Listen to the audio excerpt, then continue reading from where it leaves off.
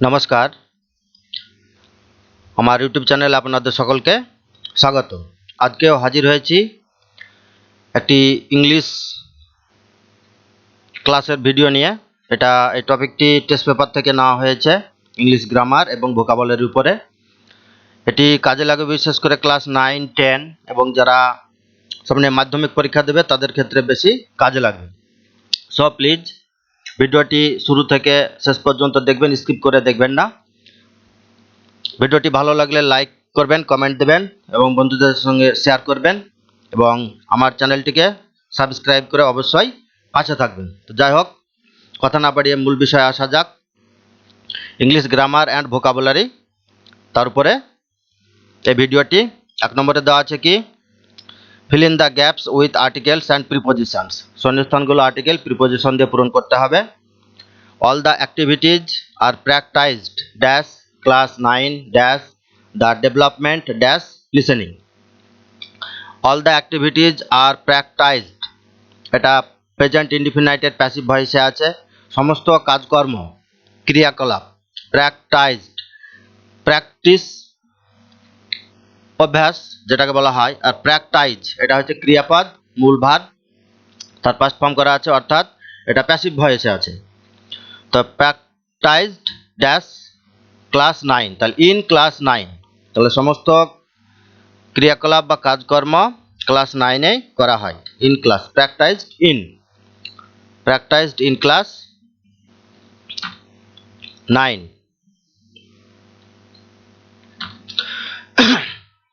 Dash the development dash listening, অর্থাৎ শোনার উন্নতির জন্য। তাহলে for the development of listening, এখানে বসবে for the development, for the development of listening, development তারপরে বসে অফ।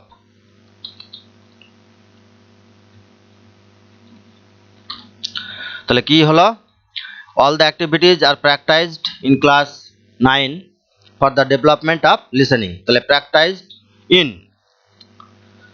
তো সমস্ত কাজকর্ম বা ক্রিয়াকলাপ ক্লাস 9-এই সম্পন্ন করা হয়, অভ্যাস করা হয় শোনার উন্নতির জন্য। 2 নম্বরে আছে কি, ডু অ্যাজ ডিরেক্টেড, যেটা করতে বলা হচ্ছে সেটা করতে হবে। 1 নম্বরে আছে কি, হু ক্যান এনশিওর ইট, কে এটা নিশ্চিত করতে পারে। এটা ইন্টারোগেটিভ সেন্টেন্সে আছে, কি করতে হবে, চেঞ্জ দ্য ভয়েস, এটার ভয়েস চেঞ্জ করতে হবে, অর্থাৎ অ্যাক্টিভে আছে প্যাসিভ করতে হবে। তো অ্যাক্টিভ থেকে প্যাসিভ করার সময় যদি হু দিয়ে শুরু হয় বাক্য, সেক্ষেত্রে বাই হোম ব্যবহার করা হয়। তাছাড়া এখানে মডাল ভার্ব ক্যান দেওয়া আছে, মডাল ভার্বের ক্ষেত্রে একটা বি ব্যবহার করা হয়, আর প্যাসিভের ক্ষেত্রে মূল ভার্বটির পাস্ট পার্টিসিপল করা হয়। আর সর্বোপরি লক্ষ্য রাখতে হবে এটা ইন্টারোগেটিভ আছে এবং হু আছে। তাহলে হু থাকলে প্রথমে বসিয়ে দিতে হবে কি, বাই হোম, বাই হোম। এবার এটা যেহেতু ইন্টারোগেটিভ সেন্টেন্স, সাবজেক্ট কি আছে এখানে, ইট, তাহলে এর আগে বসাতে হবে কি, ক্যান আছে, তাহলে ক্যানটাকে আগে নিয়ে চলে আসতে হবে ইটের আগে। বাই হোম ক্যান ইট, তারপরে বি, তাহলে by whom can it be ensured, কার দ্বারা এটা নিশ্চিত করা হবে, হলো প্যাসিভ ভয়েস। 2 নম্বরে কি আছে, হি সেজ, সে বলে, উই আর থিঙ্কিং অফ ইট, আমরা এটার কথা ভাবছি। Change the mode of narration, অর্থাৎ এটা ডিরেক্ট স্পিচে আছে, এটাকে করতে হবে ইনডিরেক্ট স্পিচ। তো এখানে আছে কি, সেজ রিপোর্টিং ভার্ব প্রেজেন্ট টেন্সে আছে, আর রিপোর্টেড স্পিচটিও প্রেজেন্ট টেন্সে আছে। তাহলে রিপোর্টেড স্পিচের টেন্সের পরিবর্তন হবে না, যে টেন্সে আছে সেই টেন্সেই ইনডিরেক্ট স্পিচটি করতে হবে। তাহলে উত্তরটি কি দাঁড়াবে, তাহলে he says that,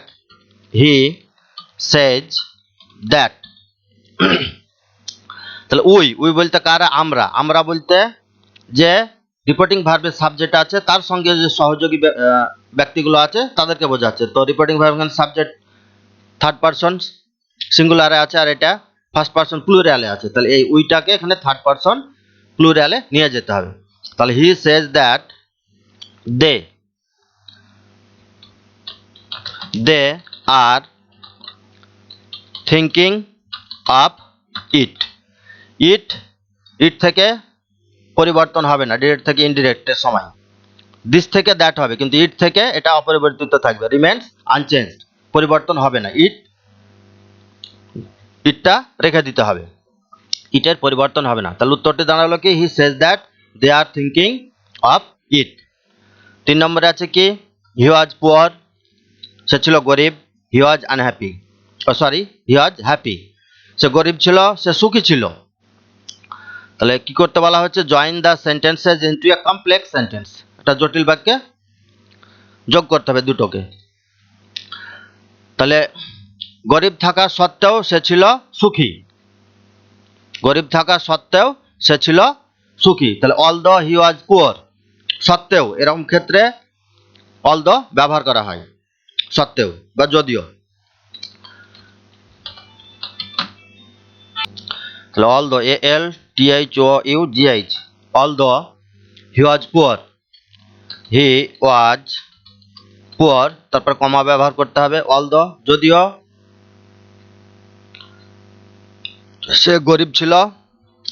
he was happy, he was happy, গরিব থাকা সত্ত্বেও সে সুখী ছিল। আচ্ছা, এটা জয়েন হয়ে গেল কমপ্লেক্স সেন্টেন্সে, অর্থাৎ অ্যাডভার্বিয়াল ক্লজে। তারপরটি আছে কি নান ক্যান এসকেপ ডেথ, কেউ মৃত্যুকে এড়িয়ে যেতে পারে না। এটা নেগেটিভে আছে, নান ব্যবহার করা হয়েছে, তাই এটা নেগেটিভ সেন্সে আছে, নেগেটিভ ফর্মে। এটাকে কি করতে হবে, মেক ইট অ্যাফার্মেটিভ, অর্থাৎ হাবোধক করতে হবে, মানে একই থাকবে গঠন, তাই হাবোধক করতে হবে। তাহলে কেউ মৃত্যুকে এড়িয়ে যেতে পারে না, তাহলে প্রত্যেকের ক্ষেত্রে বা সকলের ক্ষেত্রেই মৃত্যুকে এড়িয়ে যাওয়া অসম্ভব, মানে একই থাকছে, তাহলে কেউ এড়িয়ে যেতে পারে না, অসম্ভব বা সহজ নয়, আনইজি, এভাবে করা যায়। তাহলে উত্তরটি দাঁড়াবে কি মানে একই থাকবে কিন্তু গঠনটি অ্যাফার্মেটিভ হবে। তাহলে it is impossible, it is impossible, অথবা ব্যবহার করতে পারি আনইজি, আনইজি মানে সহজ নয়, তাহলে এটা অসম্ভব বা সহজ নয়। ফর এভরিওয়ান, প্রত্যেকের ক্ষেত্রে, it is impossible or uneasy for everyone to escape death, to escape death, মৃত্যুকে এড়িয়ে যাওয়া অসম্ভব। তাহলে এটা গঠনের দিক দিয়ে অ্যাফার্মেটিভ হলো, মানের দিক দিয়ে ওই নেগেটিভ সেন্সটাই আসছে। আচ্ছা, এটা একটা হলো।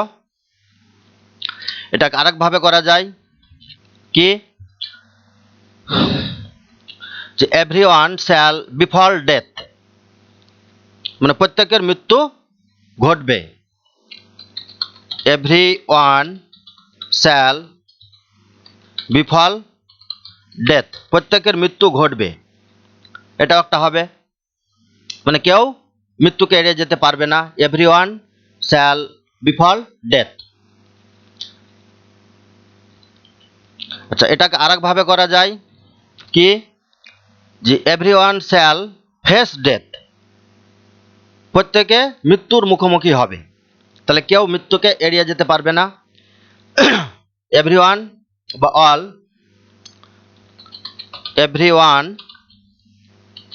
শ্যাল ফেস ডেথ, প্রত্যেকে মৃত্যুর সম্মুখীন হবে বা প্রত্যেককে মৃত্যুর সম্মুখীন হতে হবে। তাহলে এটা হলো অ্যাফার্মেটিভ, তিনটি করা হলো।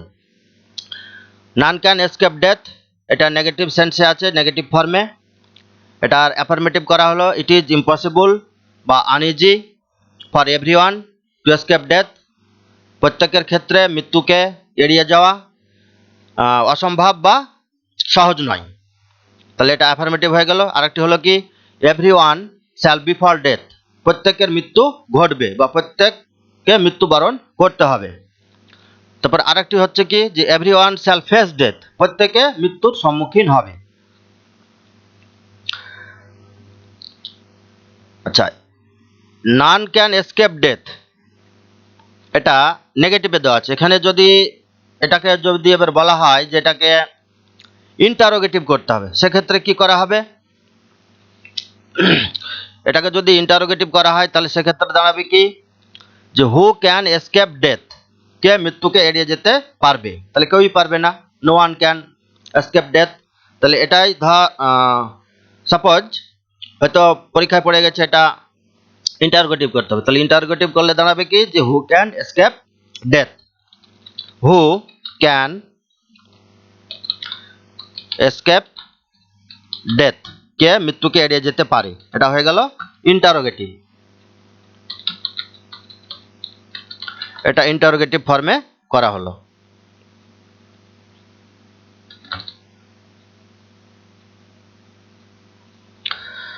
তার 3 নম্বরে কি আছে, phrasal verb, use phrasal verb by replacing underline words. তাহলে যেগুলোর নিচে দাগ দেওয়া আছে সেগুলোকে রিপ্লেস করে তার পরিবর্তে ফেজাল ভার্ব বসাতে হবে। তো এক্ষেত্রে মনে রাখতে হবে যেগুলোর নিচে দাগ দেওয়া আছে যে ভার্বগুলোর নিচে সেটা যে ফর্মে আছে ফেজাল ভার্বটাকে সে ফর্মেই বসাতে হবে। তাহলে ফেজাল ভার্বগুলো কি কি আছে সেগুলোর আগে মানে দেখে নেওয়া যাক।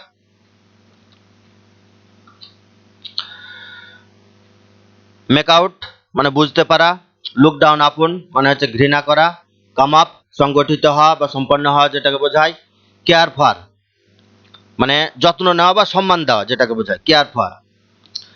তাহলে প্রথমে কি আছে যে আই মাস্ট অনার ইউ, আমি তোমাকে অবশ্যই সম্মান দেব বা সম্মান করব। তাহলে I must care for you, অনারটা প্রেজেন্ট ফর্মে আছে তাহলে কেয়ার ফরই বসবে, I must care for you. তাহলে এখানে অনারের পরিবর্তে ব্যবহার করা হলো কেয়ার ফর। 2 নম্বরে আছে কি হি উইল হেট মি, সে আমাকে ঘৃণা করবে, হেট এটা প্রেজেন্ট ফর্মে আছে তাহলে হেট ঘৃণা করা, লুক ডাউন আপন, তাহলে he will look down upon me, he will look down upon me, সে আমাকে ঘৃণা করবে। তাহলে হেটের পরিবর্তে ফেজাল ভাব হলো look down upon, hate present ফর্মে আছে, লুক ডাউন আপনটাও প্রেজেন্ট ফর্মে রাখা হলো। তারপরটি আছে আই কান্ট আন্ডারস্ট্যান্ড ইট, আমি এটা বুঝতে পারছি না, আন্ডারস্ট্যান্ড এটা প্রেজেন্ট ফর্মে আছে, আন্ডারস্ট্যান্ড মানে বোঝা, তাহলে এর ফেজাল ভাব হবে কি make out, I can't make out it, make out ইট আমি এটা বুঝতে পারছি না, তাহলে আন্ডারস্ট্যান্ডের পরিবর্তে এখানে ফেজাল ভাব বসানো হলো মেক আউট। তারপরটি আছে কি you are commencing a feast, মানে তোমরা একটা ফিস্ট চড়ুই ভাতি সম্পাদন করছো বা সংগঠিত করছো, কমেন্সিং, কমেন্স মানে শুরু হওয়া বোঝায়, সংগঠিত হওয়া বোঝায়। তাহলে এটা আছে প্রেজেন্ট কন্টিনিউয়াস টেন্স এবং ভার্বটির সঙ্গে আইএনজি যুক্ত আছে, তাহলে ফেজাল ভাব যেটা এর পরিবর্তে বসবে তার সঙ্গেও আইএনজি যুক্ত করতে হবে এবং সেটাকে প্রেজেন্ট কন্টিনিউয়াস টেন্সেই করতে হবে। তাহলে ইউ আর কমেন্সিং তার পরিবর্তে এখানে বসবে কি কামিং আপ মানে সম্পাদন করা বা সংগঠিত হওয়া, তাহলে you are coming up a feast মানে তোমরা ফিস্ট করছো, তাহলে কমেন্সিং তার পরিবর্তে ব্যবহার করা হলো কামিং আপ মানে সংগঠিত হওয়া। এ হলো ফেজাল ভার্ব। তারপরে একটি কি আছে choose the correct verb form in the blanks given in brackets, ব্র্যাকেটের যে ক্রিয়াপদ আছে সেটা যে সঠিক রূপ সেটা শূন্যস্থানে বসাতে হবে। ইয়েস্টারডে গতকাল, আই ড্যাশ এন্টার্ড, ইয়েস্টারডে গতকাল, এখান থেকে বুঝে নিতে হবে ইয়েস্টারডে গতকাল তার মানে পাস্ট হয়ে গেছে, তাহলে ভার্বটিরও পাস্ট ফর্ম করতে হবে, তাহলে এন্টার আছে এখানে হবে এন্টার্ড। তাহলে ইয়েস্টারডে আই এন্টার্ড গতকাল আমি প্রবেশ করেছিলাম, ইয়োর চেম্বার তোমার চেম্বারে, হোয়েন যখন, you dash rest were resting on bed যখন তুমি বিছানায় বিশ্রাম করছিলে, তাহলে এটা পাস্ট কন্টিনিউয়াস টেন্সে পড়ছে, তাহলে এখানে হবে কি were resting, you are resting যখন তোমার ঘরে বা চেম্বারে ঢুকলাম তখন তুমি বিশ্রাম করছিলে, you are resting in one bed, I dash felt very better আমি খুব ভালো বা তুলনামূলক ভালো অনুভব করেছিলাম, এটাও পাস্ট হবে, তাহলে ফিলের পাস্ট ফর্ম হচ্ছে ফেল্ট বা আমাকে খুব ভালো লেগেছিল ফেল্ট। তাহলে আই ফেল্ট বেটার, আমাকে ভালো লেগেছিল, ভালো অনুভব করেছিলাম।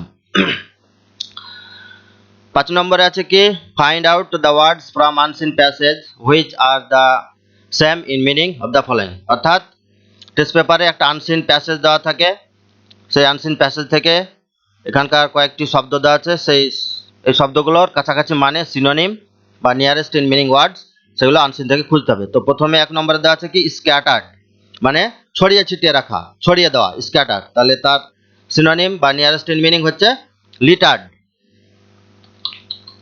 LITTERED, লিটার্ড। এখানেও মনে রাখতে হবে এই শব্দগুলো যে ফর্মে দেওয়া আছে উত্তরটিও যেন সে ফর্মেই খুঁজে বের করা হয়। এখানে স্ক্যাটার্ড এটা পাস্ট ফর্ম করা আছে, লিটার্ড এটাও পাস্ট ফর্ম করা হলো।